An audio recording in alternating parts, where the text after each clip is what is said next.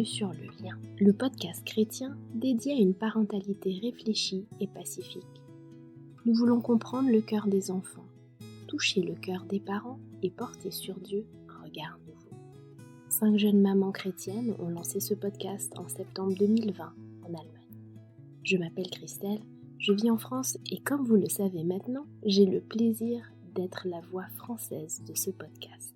Nous souhaitons que vous soyez bénis à l'écoute de cet épisode où nous aborderons la 4e phase de l'attachement.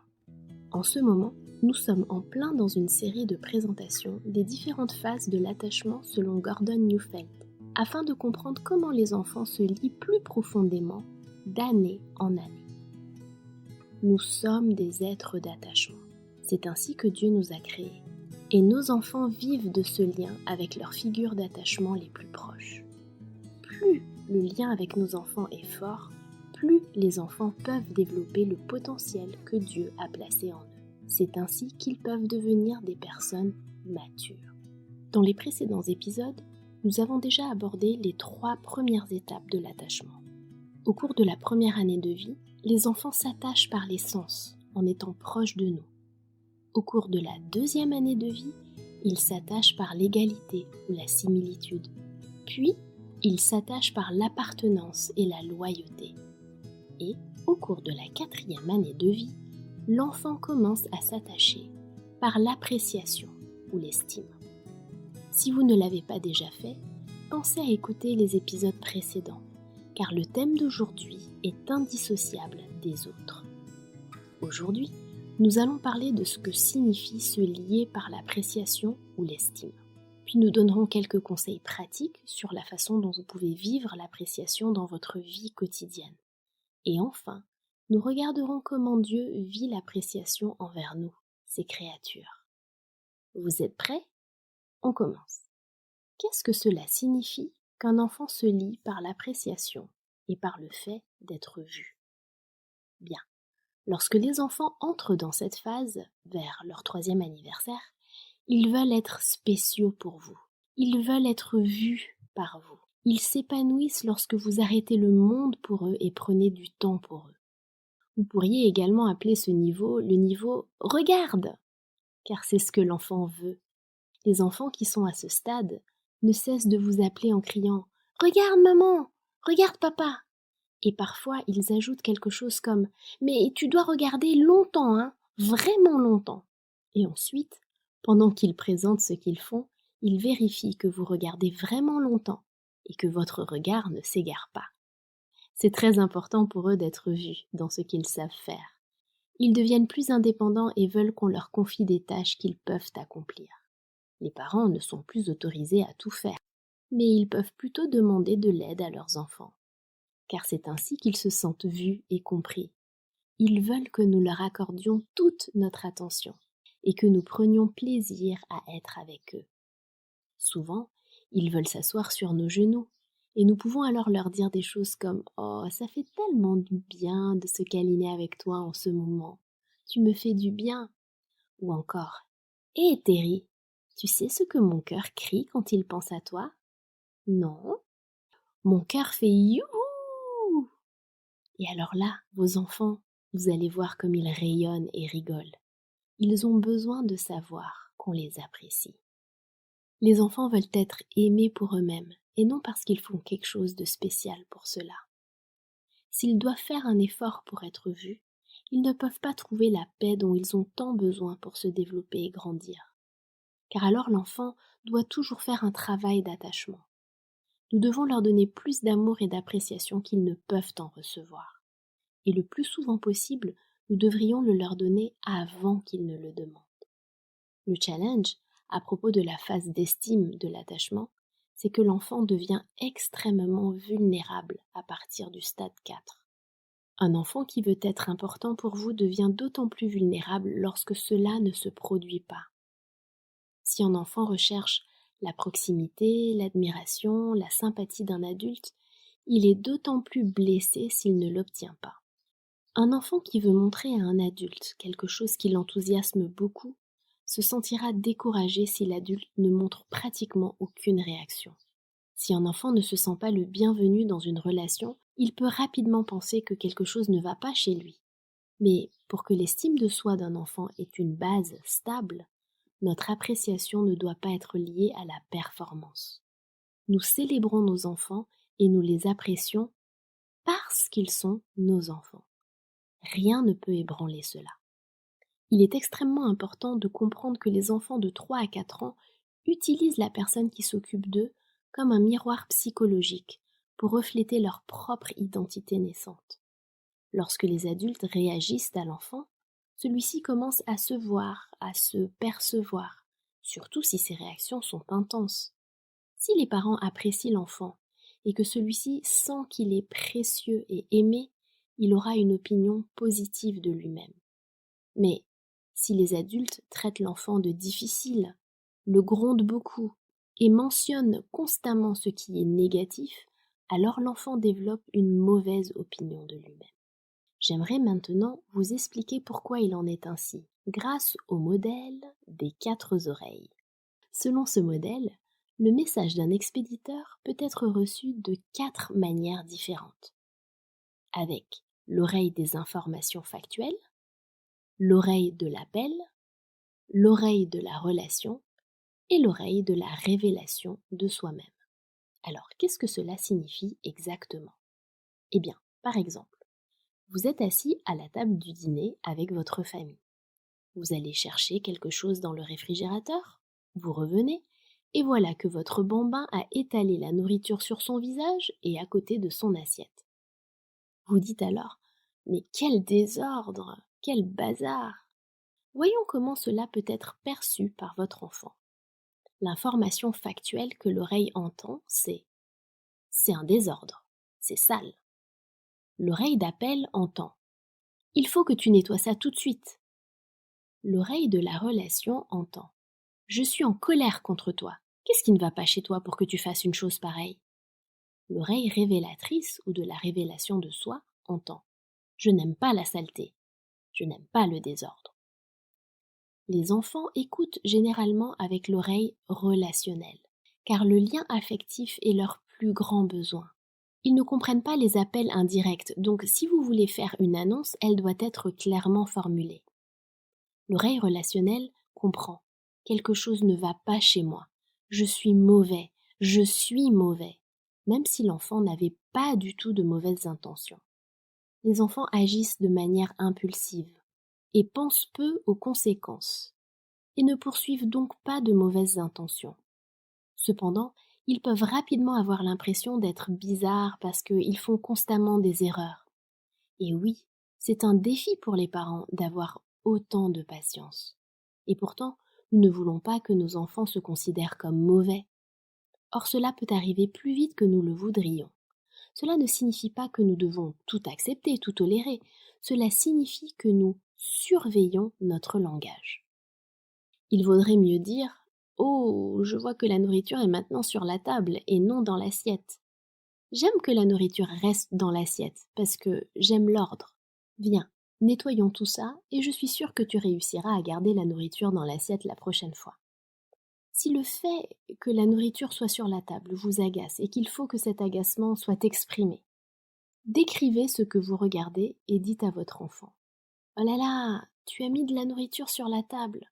Bon, tu voulais juste jouer à quelque chose, n'est-ce pas? Mais moi ça me dérange quand c'est si sale parce que je veux que ça soit propre. C'est important pour moi. Viens, on va tout nettoyer maintenant. » Le message est passé. Vous avez fait valoir votre point de vue, sans devenir inconsciemment blessant et sans provoquer chez votre enfant ce sentiment de « il y a quelque chose qui ne tourne pas rond chez moi ». Vous voyez, les mots ont un grand pouvoir. Nos mots révèlent ce que nous pensons, et nos pensées ne sont pas toujours agréables. Nos enfants adoptent nos façons de penser à leur sujet, et donc à partir de là, un grand nombre de croyances négatives peuvent se former. Je n'ai pas assez de valeur. Ce n'est pas suffisant tant que ce n'est pas parfait. Je n'ai pas de talent. Je suis faible et je ne peux pas le faire. Je ne suis pas important. Je suis stupide. Je ne suis pas athlétique. Je suis un fauteur de troubles. Je suis épuisant. Je dois toujours être propre, etc., etc. Ces pensées deviennent l'image qu'ils ont d'eux-mêmes. Ce sont les croyances qu'ils entretiennent à propos d'eux-mêmes jusqu'à ce qu'un jour, ils prennent conscience qu'elles sont là, au fond d'eux-mêmes, qu'ils les déterrent et les transforment en d'autres croyances, de nouvelles croyances. Malheureusement, pour beaucoup, cette transformation n'a jamais lieu. Ce processus demande beaucoup de patience, de compréhension et de temps. Les enfants perçoivent ce que nous pensons d'eux et la façon dont nous leur parlons. Et à partir de ça, ils en tirent leur identité.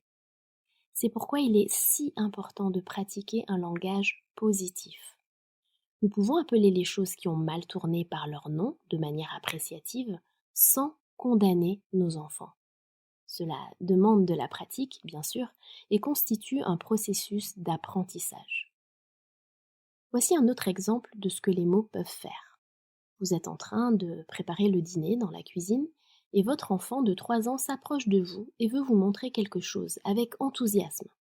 Vous répondez simplement « J'ai pas le temps pour l'instant » ou vous regardez pendant une demi-seconde et vous dites rapidement « Oh, super !»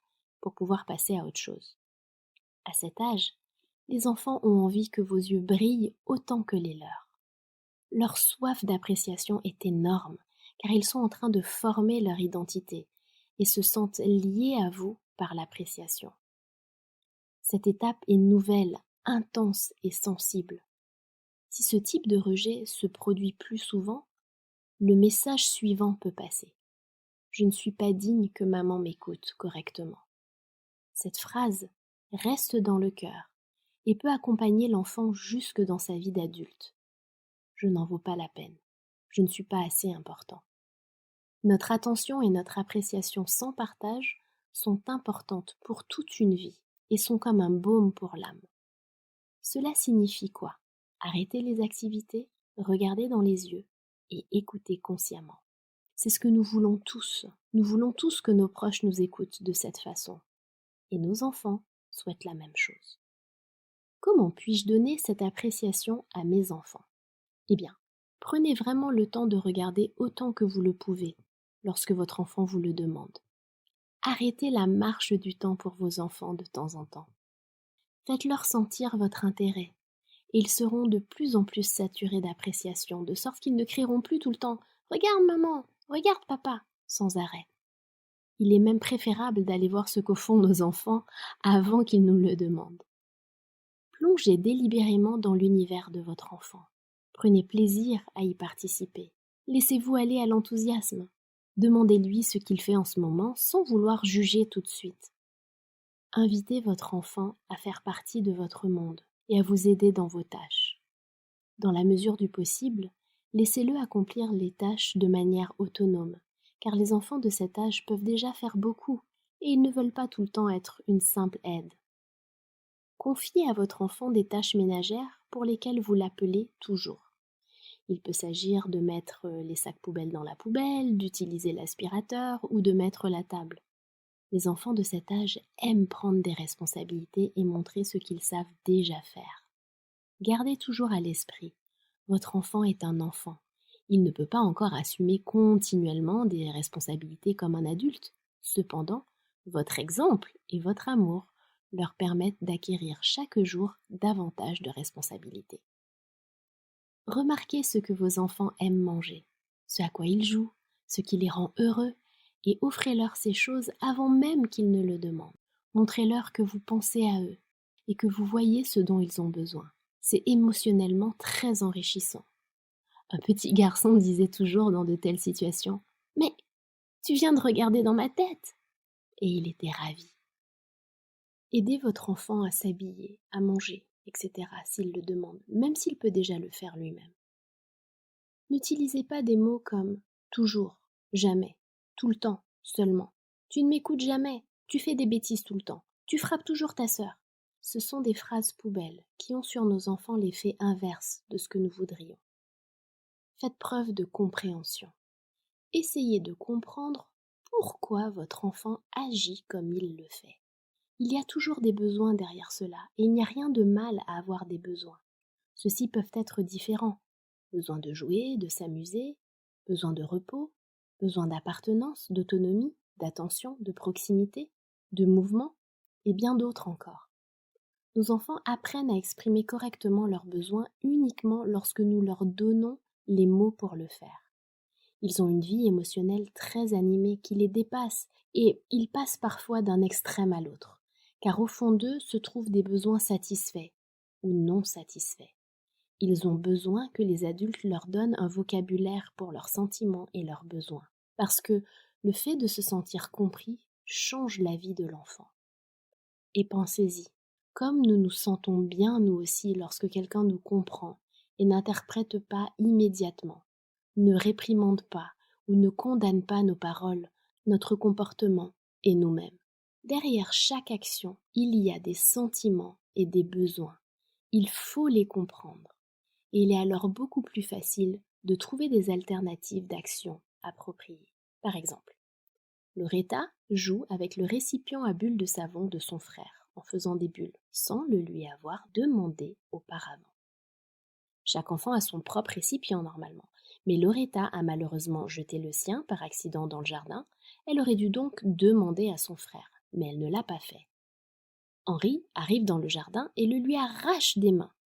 Loretta se met à pleurer. Que s'est-il passé? Qui a raison? Occupons-nous d'abord d'Henri. Dites-lui, tu viens d'arracher les bulles de la main de Loretta. Étais-tu contrarié qu'elle ne te l'ait pas demandé? Et lui vous répond, oui. Et vous? Tu aimes décider toi-même si tu veux donner tes bulles? Oui. Vous répondez, bien, c'est vrai, elles sont à toi après tout, je comprends cela. En même temps, on avait dit qu'on ne s'arrachait rien des mains, pas vrai, mais qu'on devait se parler les uns aux autres. Et maintenant vous vous tournez vers Loretta. Loretta, tu t'amusais simplement et tu voulais faire des bulles? Elle répond, oui. Et Henri te les a enlevées des mains? Oui. Je vois. Tu n'aimes pas qu'on t'arrache les choses des mains. Tu veux donner les choses de toi-même. Mais en même temps, ce sont les bulles d'Henri, et il aimerait bien qu'on lui demande avant de les prendre. Alors, allez, on essaye ensemble. Lorsque les enfants se sentent compris, même les tout petits, ils écoutent ouvertement. C'est ainsi qu'ils apprennent l'interaction sociale. Ils n'apprennent pas des reproches. Ils n'apprennent que j'ai tort, je suis mauvais. Et très honnêtement, un reproche ne nous motive pas non plus, nous adultes, à réfléchir à nos paroles ou à nos actes. L'empathie et la compréhension, c'est ce dont nous avons tous besoin dans notre communication. La psychothérapeute Gunda Frey écrit: la compréhension, c'est pouvoir laisser son savoir, sa pensée, son expérience derrière soi et faire preuve d'empathie avec la pensée et le monde d'expérience de l'autre personne. Bien, après cette longue digression sur la manière de faire preuve de compréhension, poursuivons notre liste sur la manière de montrer notre appréciation aux enfants. Voyez les sentiments de votre enfant. Qu'est-ce que ça veut dire? Ne les ignorez pas, ne vous contentez pas de les détourner. En tant qu'adultes, nous refoulons souvent nos sentiments et évitons de les montrer devant les autres. Mais lorsque les enfants sont vus dans leur vie émotionnelle, ils apprennent qu'ils vont bien et qu'ils peuvent se faire confiance. Si les enfants sont tristes à propos de quelque chose, parlez de leur douleur. S'ils ont peur de quelque chose, parlez-leur de leur peur. S'ils sont en colère, cherchez à savoir pourquoi. Nous n'allons pas aggraver la situation en faisant cela. Nous allons simplement accueillir le sentiment et le besoin qui est derrière. Et nous montrons à nos enfants comment gérer leurs émotions fortes. Bien sûr, nous pouvons remonter le moral de nos enfants, mais cette étape vient après le fait de les avoir vus et de les avoir compris. Des phrases comme « c'est pas si grave, ça sert à rien de pleurer, arrête de pleurer, reprends-toi » ne servent qu'à indiquer aux enfants que leurs sentiments sont faux et qu'ils ne peuvent pas leur faire confiance. Et ils oublient comment ressentir. Appréciez votre enfant même lorsque vous devez avoir une conversation sérieuse avec lui. Je t'aime, toujours, quoi que tu fasses. Tout à l'heure, tu as frappé ta sœur. Je ne veux pas que tu fasses ça. On ne frappe pas. Surtout quand vos enfants font des bêtises, ils ont besoin d'être rassurés sur le fait que vous êtes à leur côté. Nous aimons nos enfants, quoi qu'ils fassent. Affirmez votre enfant, car il est en train de former sa propre identité. Ils veulent et ils ont besoin d'entendre, d'expérimenter et d'apprendre qu'ils sont bien comme ils sont et qu'ils font bien les choses. L'affirmation, la validation, cela signifie encourager, reconnaître, soutenir votre enfant et non le féliciter. Vous constatez les progrès de votre enfant et vous les verbalisez. Waouh, aujourd'hui tu as grimpé très haut aujourd'hui, alors qu'hier tu n'y arrivais pas. Je suis tellement content. Décrivez précisément ce que votre enfant a réalisé au lieu de tout noyer dans les grands, les fantastiques. Et aussi souvent que possible, dites à votre enfant des phrases comme « Tu peux le faire, je t'aime, je suis fière de toi, je suis content que tu sois là, je crois en toi ». Je sais que la plupart des parents pensent cela de leurs enfants. La question est de savoir s'ils disent réellement ces phrases, quel que soit l'âge des enfants, car les paroles non dites laissent aussi des traces. Le cœur des enfants veut entendre de telles phrases afin de se sentir valorisés. Cela les rend forts pour la vie. Voilà, il s'agissait de quelques conseils sur la façon de vivre votre vie quotidienne de manière appréciative. Nous avons tous besoin de cette façon de nous comporter avec les autres. Si vous n'avez pas reçu d'appréciation de ce type pendant votre enfance, pendant votre adolescence ou plus tard, vous avez probablement un trou profond en vous qui aspire à l'appréciation, à la reconnaissance, qui aspire à être vu. Un trou très profond et de nombreuses fausses croyances sur vous-même qui vous contrôlent inconsciemment. Souvent, nous ne sommes même pas conscients. Et ce n'est que dans des situations difficiles ou dans des situations de crise que ces croyances vont refaire surface. Si vous aspirez à l'appréciation et que vous ressentez une profonde douleur à chaque fois que vous ne l'obtenez pas, cela peut vous empêcher de vivre l'appréciation, car vous en avez vous-même soif. Claudia vient de ranger le salon. Elle est fière et toute contente que les coussins soient enfin bien disposés sur le canapé. Son fils Eric, 4 ans, entre dans le salon et jette à nouveau tous les coussins sur le sol parce que c'est amusant pour lui et qu'il veut jouer avec les coussins sur le sol. Claudia est très agacée de cette situation, peut-être pour différentes raisons. Elle peut avoir besoin d'ordre, d'autodétermination ou même d'appréciation. Il existe de nombreuses situations de ce type dans la vie quotidienne. La frustration que nos enfants ne voient pas tout ce que nous faisons pour eux.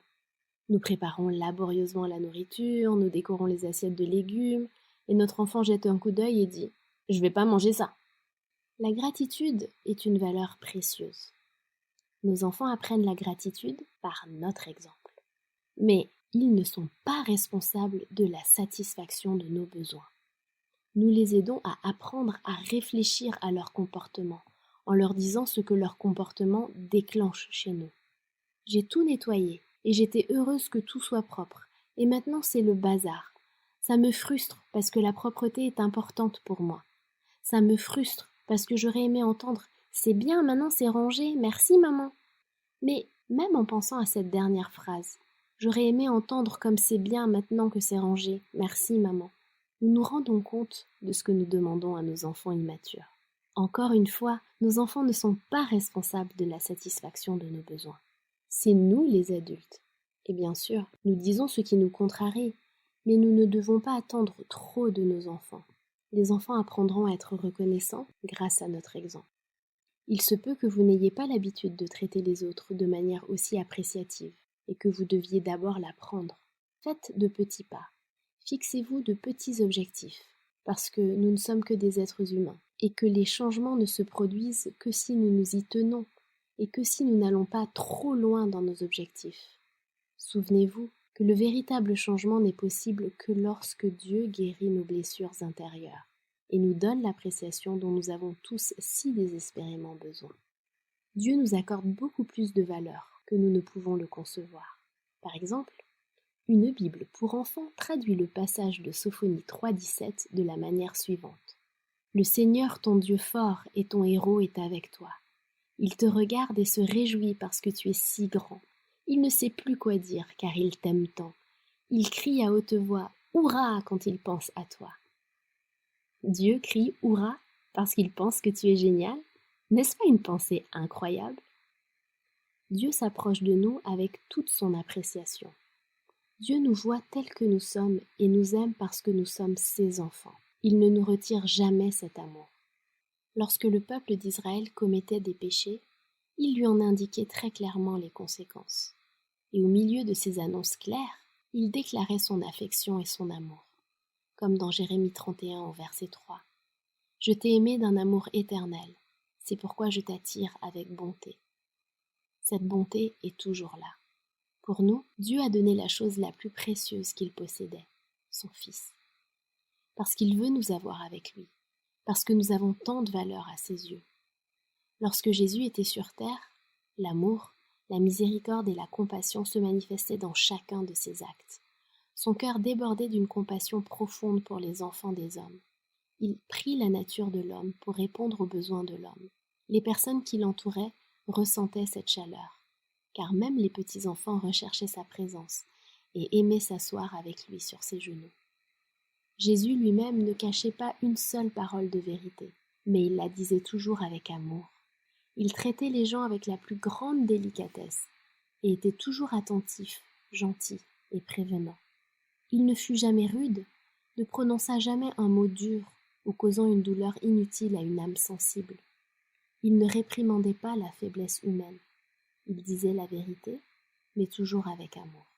C'est l'auteure chrétienne Ellen White qui écrit ces mots dans le livre Vers Jésus. Le psaume 62 dit « En tout temps, peuple, confiez-vous en lui, répandez vos cœurs en sa présence. Dieu est notre refuge. » Nous pouvons tout dire à Dieu, nos sentiments, nos pensées, nos désirs, vraiment tout. Et il nous prend au sérieux. Il ne minimise rien, il comprend. Et c'est si apaisant. Ne pas être jugé, ne pas être déprécié, être important à ses yeux. En étant compris, nous pouvons grandir, s'ouvrir à de nouvelles perspectives. Détachez-vous des vieux processus de pensée, des expériences blessantes, et laissez Dieu vous dire « Tu as de la valeur, tu es aimé, tu es grand, tu as du potentiel, tu es beau car tu viens de ma main, je suis avec toi, je te rends fort, nous sommes toujours connectés. » Avec Dieu, toutes les croyances négatives sur nous-mêmes se dissolvent, et il nous donne de nouvelles croyances sur nous-mêmes, qui sont si guérissantes que nous en devenons de nouvelles personnes. Le thème de l'appréciation est un sujet difficile. Malheureusement, à de nombreuses reprises, nous transmettons fréquemment des messages que nous ne voulons pas vraiment envoyer. Nos enfants le sentent. Les enfants de familles stables passent généralement assez facilement par les 3 premiers niveaux d'attachement, que sont la proximité, l'égalité, l'appartenance et la loyauté. À partir du 4e stade d'attachement, les choses se compliquent, car les enfants doivent se montrer plus vulnérables pour pouvoir franchir les niveaux 4, 5 et 6. Et souvent, ils ne se sentent pas vus, pas valorisés et pas aimés. Aucun parent ne veut faire de mal quand cela se produit. Il s'agit plutôt d'un automatisme que nous portons souvent depuis notre enfance. C'est pourquoi il est d'autant plus merveilleux que nous puissions devenir plus sensibles dans nos rapports avec les autres chaque jour. Il faut 10 mots positifs pour compenser un mot négatif. Comme ce serait beau si nous pouvions trouver des mots plus appréciatifs dans notre vie quotidienne et rester ainsi en contact affectueux les uns avec les autres. Car Jésus a dit « Celui qui demeure en moi et moi en lui demeure dans mon amour ». Notre prochain épisode traitera de la 5e étape de l'attachement, l'amour. Rejoignez-nous et découvrez de plus en plus comment vous pouvez avoir une relation épanouie avec vos enfants et avec Dieu. Si vous avez apprécié cet épisode, n'hésitez pas à le partager avec d'autres personnes. Vous pouvez également vous abonner à notre chaîne YouTube, le lien podcast. Nous apprécions également tout commentaire via l'adresse email lelien@mail.de, c'est-à-dire lelien@mail.de. À bientôt.